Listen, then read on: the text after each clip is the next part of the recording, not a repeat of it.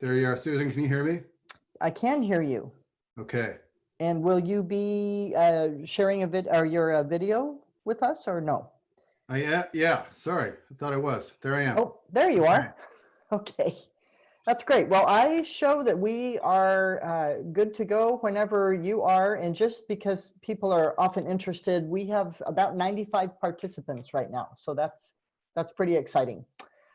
So let me give you just a really brief introduction, Brett. So this is Brett Brownscombe. Many of you probably know Brett. He is the same SageCon project manager, as well as being affiliated with the National Policy Consensus Center at Portland State University. So please take it away, Brett. Okay. Thanks, Susan. And thanks, everybody. Thanks for the invitation from WAFWA to present. And happy to be here. And like others who haven't had a haircut, I'm letting the hockey hair grow and doing my best to stay with it in the virtual world. So wish we could do this in person, but by way of background, I work for the National Policy Consensus Center at Portland State University. It's in the Hatfield School of Government. We're a policy center and do a variety of project management and collaborative facilitation, and not just in the natural resources space, but as the project manager for the SageCon partnership, I've worked to lead coordination of the partnership along with a team of folks. So that's a bit of background. Next slide. Okay.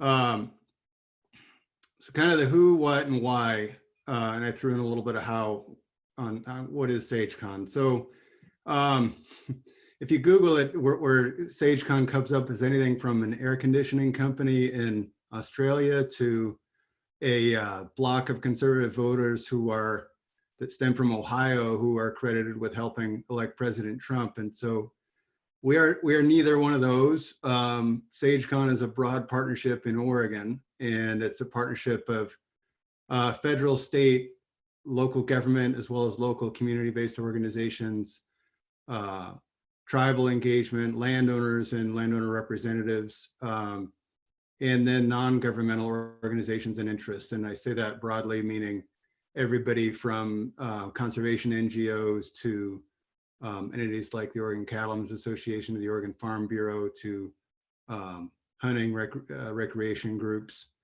So it's a broad partnership, an umbrella partnership of the federal agencies ranging from BLM, US Fish, NRCS, and USDA Ag Research Service to all the state agencies you'd imagine in a statewide partnership. Everybody from Oregon's Department of Fish and Wildlife to our Department of Energy and Agriculture. The what?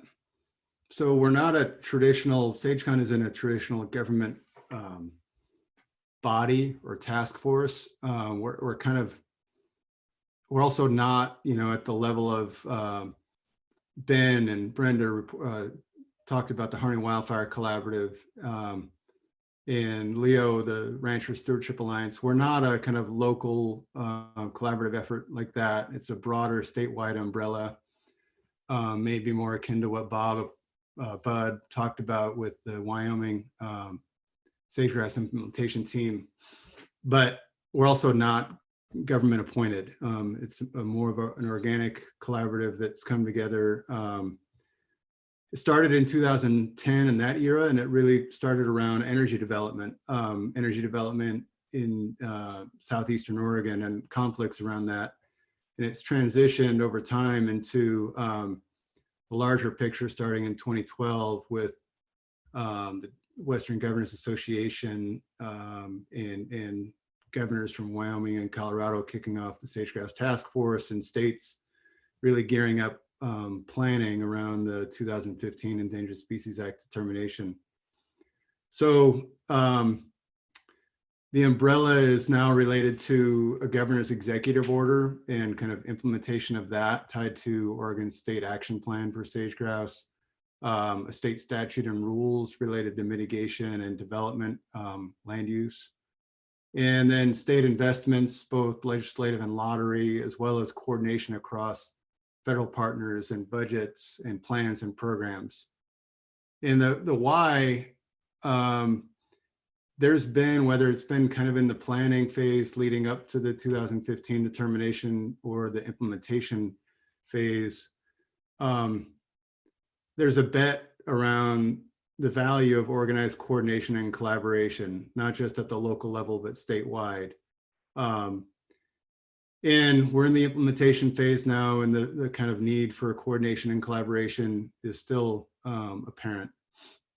How we work is, there is funding, both for myself and other staff at the National Policy Consensus Center where I work, but also through the Oregon State University Institute for Natural Resources and staff there. So we have staff support for the partnership. There's a governance structure in place that I'll speak to in a bit, and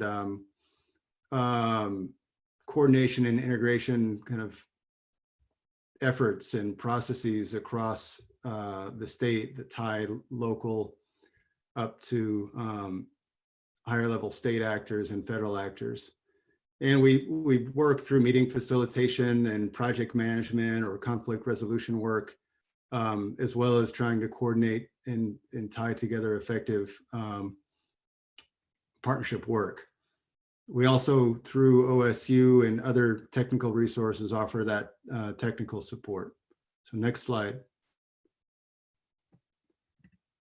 So what these are, I'm not going to read through. I think we'll pause on this slide a bit, and I'll talk through these without reading. But what's important here are the, over time, these are the kind of foundational pillars of what holds the partnership together. You know, the first one is everybody thinks generally their interests are the most important, and they look through that lens. And I think it's worth in any collaborative effort anticipating this. Everybody's going to view it through their lens, and their lens is the most important, whether they're a rancher or an environmentalist or a developer.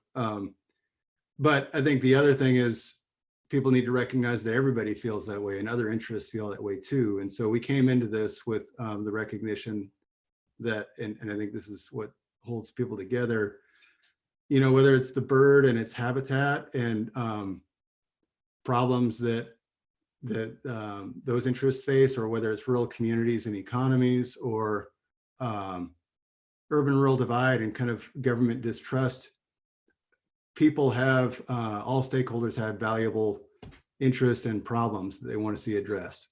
The second pillar is, fortunately, certain problems are shared and they're mutual across people, and they may have different reasons for believing something's a problem, but it's still a common problem. And the commitment that I think the partnership holds is that these problems could all be together to the benefit of all interests.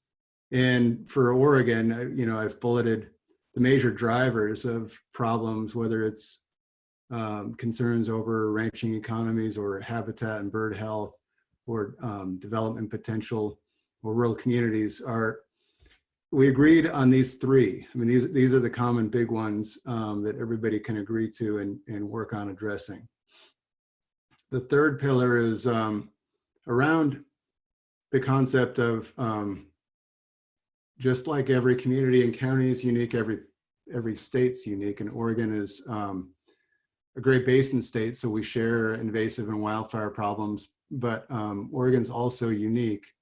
So it's you know, it's not just the home to Ken Kesey and Portlandia TV show liberals. It's also a lot of ranching communities and conservative values that have their own vision of conservation. We're not an oil and gas state like Wyoming, and so we've come to this, or other states, we've come to this with a sense of let's work on the challenges and have the flexibility to manage challenges in ways that are not searching for what's not there. Like, you know, we're not going to be an oil and gas state, but let's focus on what is here and build on the foundations that have worked in the past to hold people together. And that includes Oregon's land use planning system that dates back to the 1970s, and has conservation and Farm Bureau kind of cross-interest support. So we've got, something to build on. And then the last pillar is just a recognition that we're all in this together. And I think people really recognize that no agency and no entity is going to be able to solve the challenges alone that we're facing in sagebrush steppe ecosystems. Next slide.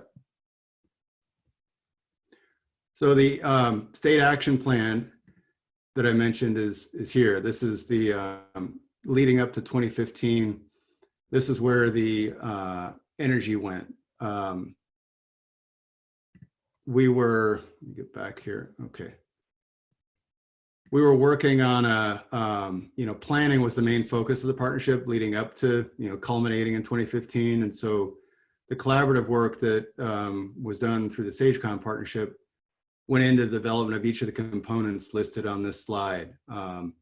So everything was done through a collaborative table and process, including regulations. And so when the Department of Fish and Wildlife did rules, they are about mitigation, but they also aren't just about mitigation. They set out habitat and population objectives and put into regulation the core area approach that Department of Fish and Wildlife advanced.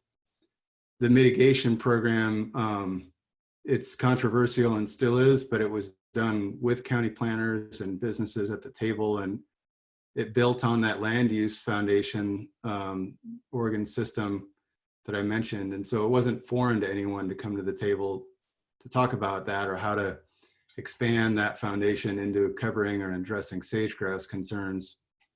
And the mitigation program, it allows options that are broader than I think other states where, there's developer-led mitigation and mitigation banking options in Oregon. Banks haven't been robustly developed, but there's also an in lieu fee fund, and we're moving that forward. And yeah, there's challenge to that and difficulty, but everybody recognized at the outset that all this would help set Oregon up in the Endangered Species Act listing determination. And then I wanted to mention the candidate conservation agreements. Angela spoke to those directly, and it's millions of acres, and also the State Department of Lands enrolled about 600,000 additional acres in a candidate conservation agreement with assurances as well. So that's some of the planning history, and now we're into the implementation phase, and that's the focus of the partnership, and it's a different animal than planning. Next slide. So certain things here, I'll just try to go through this one quickly. Certain things have stayed the same, whether focused on planning or implementation in the partnership. And that's, the vision and the mission, for example. It's always been about economy, conservation, and community, and blending values to expand reach together. And it's also been about that venue for a partnership that can provide a space where different interests can really come together. The things that are different in the implementation world include some of the outputs and deliverables and activity areas. Overall, I think a central table has remained really important for coordinating across the range. But it's really in the implementation phase of things, it's really the local efforts that really matter. And so things that Brenda and Ben and Angela spoke to, as well as Marvin on the Rangeland Protection Associations, it's the spaces that get action to the ground and those activities, as well as the provision of technical support and needed capacity to help things along. And filling the gaps and addressing barriers to amplifying local meaningful work. That's kind of where we're focused now on the implementation side of things, versus in planning. Planning and policy tends to often put the big chiefs, the big elected chiefs, in center stage, and I think implementation is more about ensuring the the big chiefs and the local actors are communicating and coordinated effectively in moving resources and decisions and capacity into priority work. And that's what we're trying to do as a partnership. So this slide, next slide, this slide it shows that kind of umbrella nature of the partnership in a different way. So the orange bubbles on the right represent the high level SageCon collaborative governance structure pieces. The gray ovals they represent three key types of work where the partnership is really trying to be there to focus on coordination and capacity and resources and communication. And then the left side of the slide are that's where the actual work is being done and how it relates to those three key. As a partnership, we try to focus on the types of work that are in those gray bubbles. We have a governance structure and different workspaces to do it, but it's a lot of the local actors and local efforts out in rural communities that are doing the real work. So you can see in those boxes on the left-hand side of the screen, the local action boxes where you would find the things that Brenda and Ben are doing with Harney Wildfire Collaborative, and where you would find local BLM and NRCS and state agency local staff, and where the CCAA is working with landowners, along with soil and water conservation districts. Those are the local actors.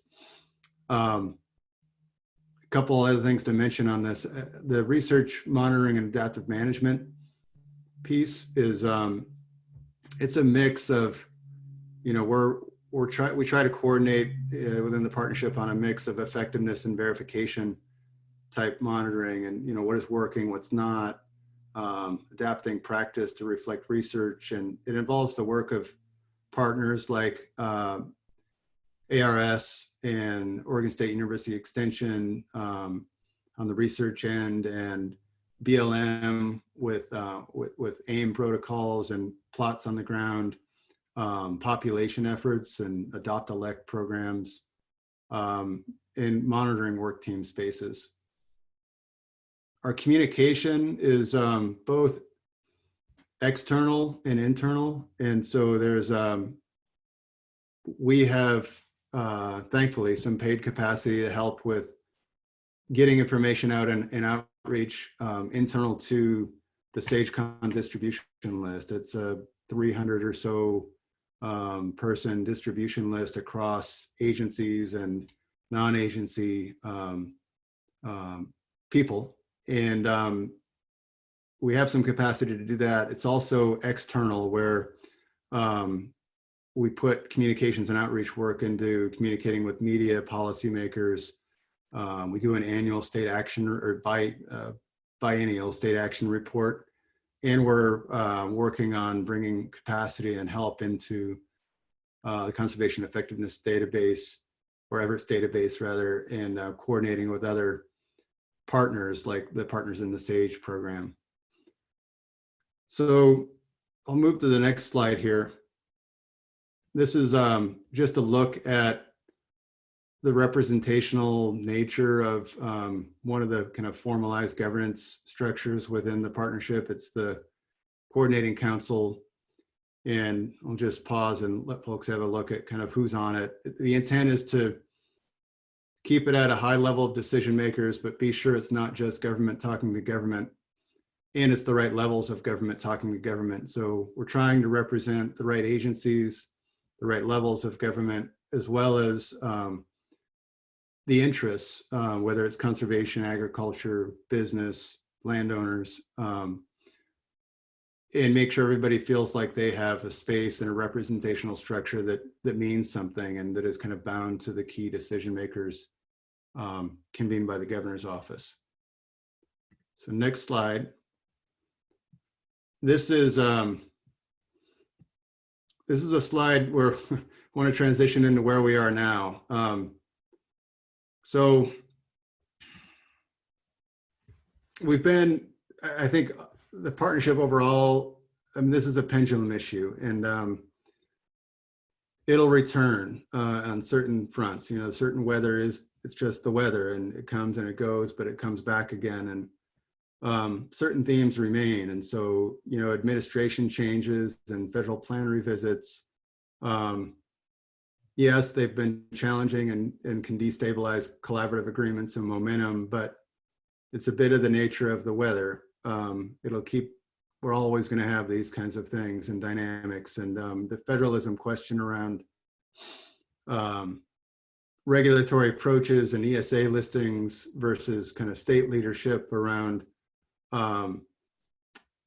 state-based and voluntary approaches, and whether there's the capacity to pull things off, or, you know, which is the best route. Those debates are always here, and they're kind of an underlying part of the weather.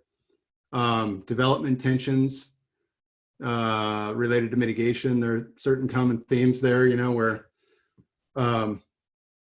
yeah, developers would always like it to be easier and cost less, and those on the habitat side of things are always going to want it to be less easy and focused on making sure the impacts don't happen. So there's you know, we came to agreement on mitigation rules and land use rules, which were a big deal for people in the state. Once you move into implementation versus how things were going to work in theory, things get a lot more difficult. And so we're weathering that, and there are certain challenges related to it now. And I mentioned that a bit, you know, the in lieu fee approach that Oregon has adopted. It sounds good. In practice, it's a lot more difficult to put together a habitat quantification tool and set of ways to get at a responsible in lieu fee program when, you know, now we're at that point of projects actually, when the rubber meets the road and projects are moving forward, the dynamics between development interests and county planning and county politics and kind of conservation, really, they come to a head. But I think overall, on this slide, the bird habitat and trends, that's the part of the weather that I think is the main ball to keep the eye on, and the main kind of measure of success and failure. And on that point, next slide, please. Yeah, and Brett, just to let you know, maybe just a couple more minutes, and then we'll see if we have any questions.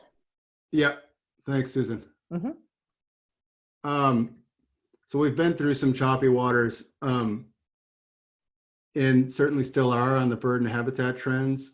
But what's kept things together over time, and what's come through in this partnership, is that having a set of, it's helpful to have a compass. And so having these boxes represent kind of the lens through which partners have agreed to view and measure whether the pressure to change, whether it's coming externally or from an internal partner as a proposed change, whether to embrace it and whether to fight it, or how excited to really get about it, how big of a deal is it really. And so it's a lens through which to assess change, and it's also glue. It's the kind of stuff that has the partnership together, because it balances interests and creates some ballast where if something happens, litigation, for example, over predation control work, there's something that's still there and to come back to, and that still holds people together.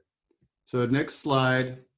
And I think because of that, because of the foundational glue and the lens that people have, you know, come to, it adds resilience and an ability to measure change or kind of reflect on where things are without a partnership coming apart. And because of that, groups that currently or traditionally would not hold hands together, they've continued to do that. So that this is a bit from the funding asked to the Oregon legislature.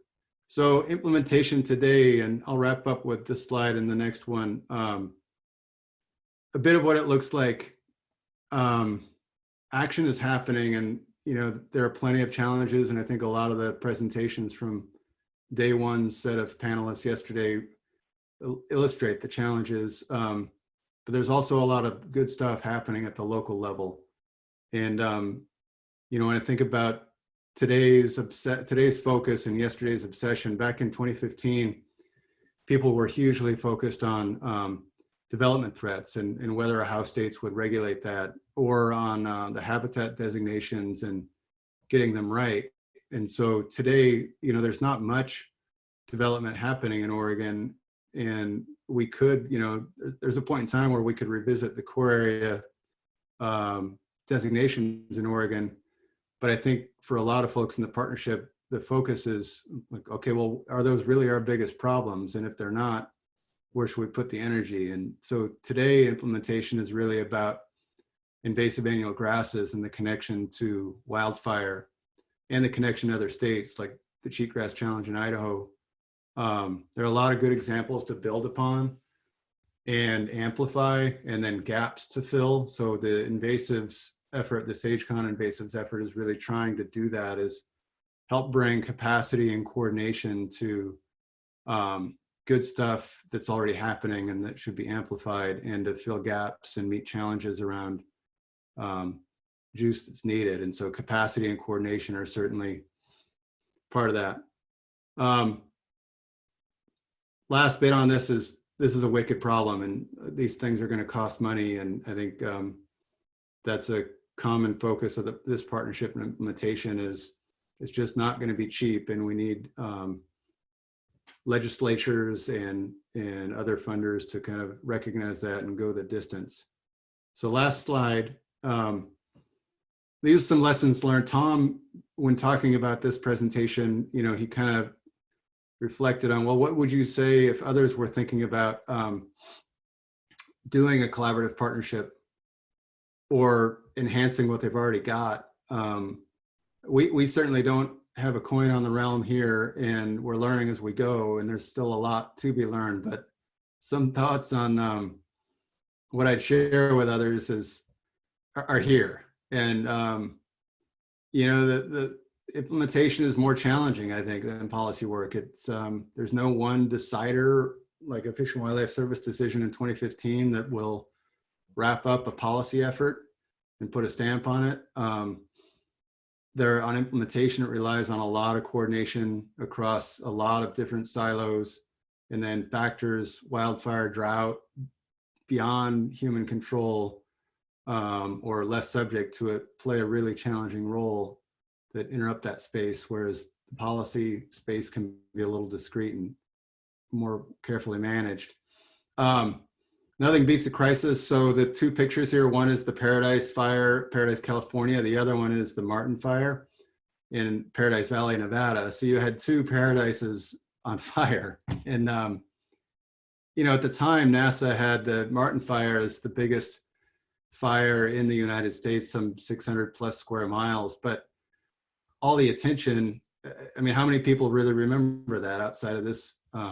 Maybe this is a unique group, but everybody focused on the Paradise, California fire. And, I think that has a lot to do with when you've got a human element to the crisis and human beings or communities suffering, it amplifies attention a lot more. And there's certainly a habitat and a bird population concern that people could call a crisis right now, but it's the human element that I think really generates the momentum. And so to that third bullet, I think a lot of people flock to the policy work because there's often a crisis notion around it. Like, we got to do something if we're going to address this ESA determination. When that goes away, or when the crisis goes away, it's a lot harder to motivate or generate that sense of crisis around implementation. And we've seen that in Oregon. We've seen declining levels of legislative investment in the action plan. And I think that has a lot to do with how do you work your human story into your collaboration, because I think it's the human side that can really drive a notion of urgency and momentum in what many folks on here may look at as a conservation problem for a bird and habitat. It's the human side that I think really motivates.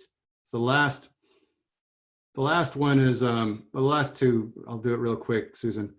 Policy actors, they're different than implementation actors, and it's not just a matter of psyche or people's affinity. It's also organizational structure and skills and capacity. And I don't say that as a bad thing. I just think it's something to recognize. It's important to find the right implementation actors to show up at implementation tables, and they're not always going to be the same as the policy side. And then the last one is, yeah, maybe more true in contexts that have a long history of conflict, like the Sagebrush Wars, but there's no pure line between policy and implementation. And it's just hard to focus on implementation alone. The thing that people are often trying to implement is usually connected to a policy space or a history that involves controversy and it shapes the culture around the implementation of the workspace. So, and the actors that show up. And so where you've got issues that connect different communities, like dealing with invasives and wildfire, it's really a great thing because you can overcome some of the larger, culture war type things that get blown up in the Sagebrush Wars, and you've got some elements that can provide some common ground.